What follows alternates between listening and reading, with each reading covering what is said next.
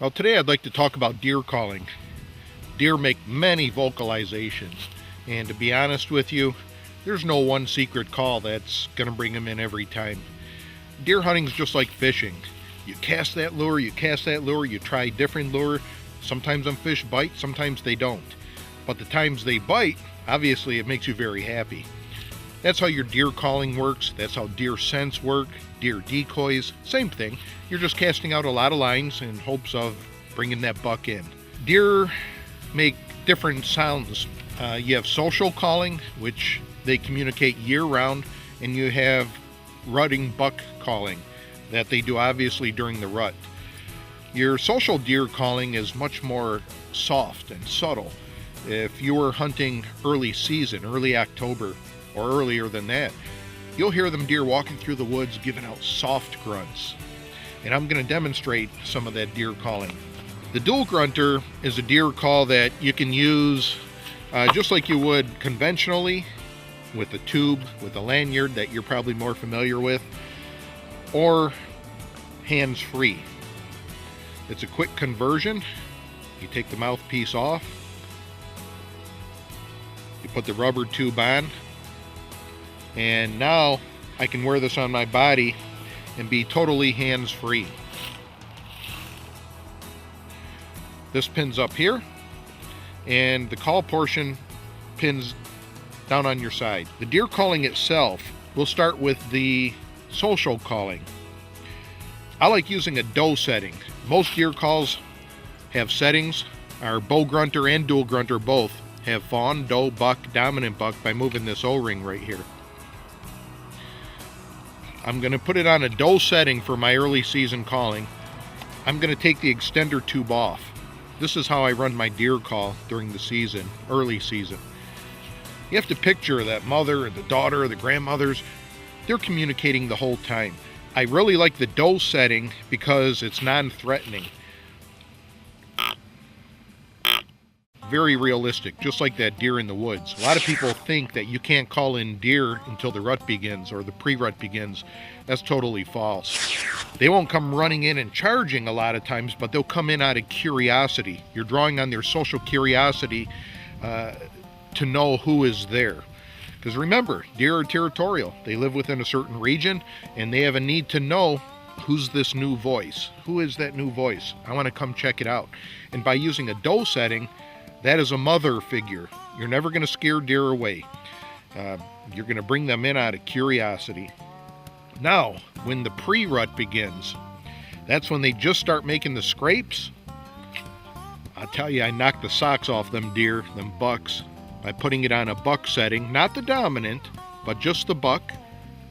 I still like using the call without the extender tube. I don't want to become too loud and deep. I still want to be soft, subtle, non-threatening.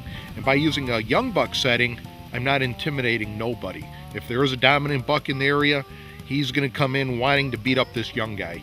If there's another young buck in there, he wants to come see who this is, and maybe he could spar with him a little bit. I like the short grunts. Again, non-threatening.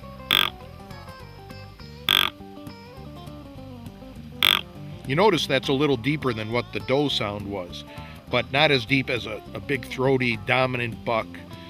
Again, you're not working on intimidation.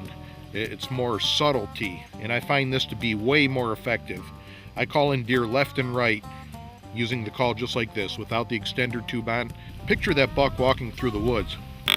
You give that first grunt, he stops. Where did that come from? Second grunt, okay, it's out here somewhere. Third grunt, he pinpoints it, and a lot of times he'll come right at you. Other times, I actually filmed this one trophy buck. Took him 20 minutes to come in. If I didn't see it for myself in sparsely open woods, I would have never known what big bucks do. I grunted to him, I got his attention, and I seen him circle. He took 20 minutes. He'd go stand 5 minutes in one spot, and he'd go downwind to wind check me. Fortunately, I was using scent web, and I told him with his ears that there was a deer there. When he got downwind, his nose confirmed it. That buck came in, and I was able to harvest him. I'll start off soft. I'll get louder, louder, until he finally acknowledges me. When he turns his head, he got his ears up. he's telling me, yep, I hear you. And sometimes he'll come running in, other times he'll ignore it. Sometimes he'll just take his time, circle around, and then come in. Now, a lot of people wonder about the fawn bleats. You could certainly do a fawn bleat on this call. This is typically done up here in the north during the late season in December when the second estrus takes place. A lot of people don't realize it, but 30 to 50% of doe fawns that are born in the spring will actually breed this time of year. This is a good time to do that fawn bleat.